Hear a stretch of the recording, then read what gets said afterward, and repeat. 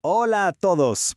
Hoy vamos a hacer algo interesante. Vamos a desarmar el manual de instrucciones de nuestra sociedad. Sí, así como suena. Vamos a explorar los conceptos clave de la ciencia política para entender de verdad las reglas del juego que nos gobiernan a diario. A ver, empecemos con una pregunta que parece súper simple, pero que en el fondo es complejísima. ¿Alguna vez nos hemos detenido a pensar por qué obedecemos las leyes? O sea, ¿qué es lo que mantiene el orden en nuestras comunidades? Es una pregunta universal, que toca la esencia de la autoridad, la obediencia y cómo logramos convivir. Bueno, pues resulta que la ciencia política es, justamente, la disciplina que nos da el marco y las herramientas para responder a esa pregunta. Nos ayuda a ver esas fuerzas, que muchas veces son invisibles, que van moldeando nuestra realidad de todos los días. Ok, entonces vamos a meternos de lleno. Empecemos por el principio. ¿Qué es exactamente la ciencia política?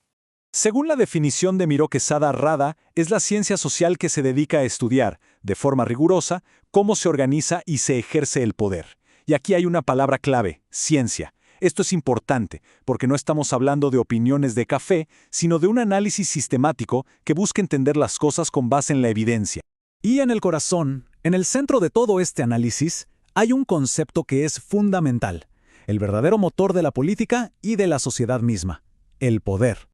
Ahora, lo interesante del poder es que no es algo que se tiene, como si fuera un objeto. Es más bien una capacidad que solo existe dentro de una relación. Es la habilidad de influir en cómo se comportan los demás, de lograr que hagan algo que, de otra forma, tal vez no harían. Y esta idea queda clarísima en la definición clásica de Max Weber. Esa frase, incluso contra toda resistencia, es crucial. Nos dice que el poder es una fuerza dinámica, que se nota de verdad cuando hay que superar la oposición para lograr algo. Muy bien, ya tenemos el motor, que es el poder. Pero a ver, un motor suelto no nos lleva a ningún lado. Necesita un chasis, ¿no? Una estructura que lo contenga, que lo canalice. Y esa estructura es el Estado. El Estado es esa organización única en su tipo que dentro de un territorio específico logra ser la única entidad que puede usar la fuerza de manera legítima.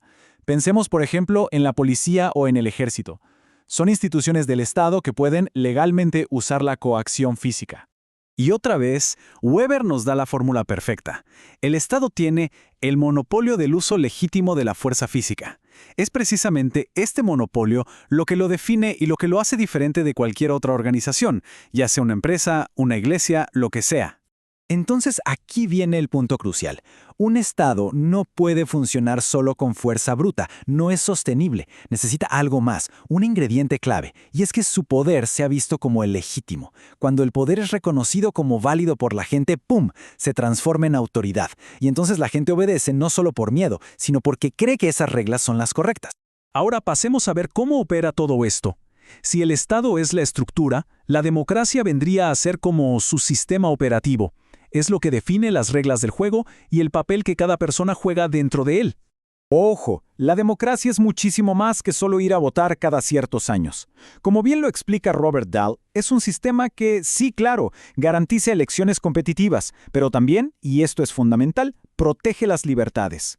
En el fondo, es una cultura de diálogo, una forma de procesar nuestras diferencias de manera pacífica. Y dentro de este sistema, nuestro papel como individuos ha ido cambiando, ha evolucionado. T.H. Marshall describe estas tres grandes etapas de la ciudadanía. Primero, los derechos civiles, como la libertad de expresión.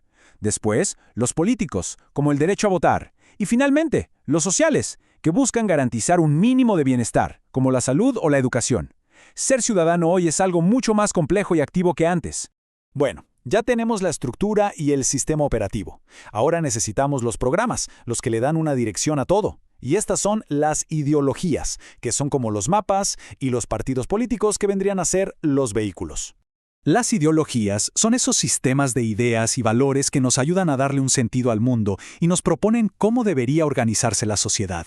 Pensemos en el liberalismo, el socialismo, el conservadurismo. Son básicamente los planos para construir distintos tipos de comunidad.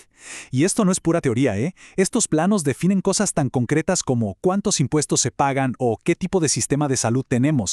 Y claro, los partidos políticos son esenciales para que esas ideas se pongan en práctica. Como señala Caminal Badía, no solo representan ideologías, sino que también reclutan a quienes nos van a gobernar, agrupan las demandas de la gente y, súper importante, funcionan como un puente de comunicación entre la sociedad y el Estado. Ya para ir cerrando, llegamos a los resultados concretos de todo el sistema, las acciones del gobierno y, por otro lado, las herramientas que se usan para analizar y entender todo este proceso de una manera científica. Las políticas públicas son, en pocas palabras, las respuestas del gobierno a los problemas de todos. Puede ser desde una ley de tránsito hasta un programa nacional de vacunación. Son las acciones que se toman para intentar solucionar algo. Son, digamos, el resultado tangible de todo el juego político. Y para poder estudiar todo esto sin caer en simples opiniones, la ciencia política tiene una caja de herramientas metodológicas bastante sofisticada. Esto le permite analizar la realidad de forma rigurosa y, sobre todo, tratando de evitar los sesgos. Aquí tenemos algunos ejemplos. El método comparativo nos ayuda a encontrar patrones al comparar diferentes países. El histórico nos muestra de dónde vienen nuestras instituciones. Los métodos cuantitativos, miden las cosas con datos duros, con números. Y la investigación cualitativa nos da el contexto, el porqué detrás de esos números. Es la combinación de todo esto lo que le da su potencia a la disciplina.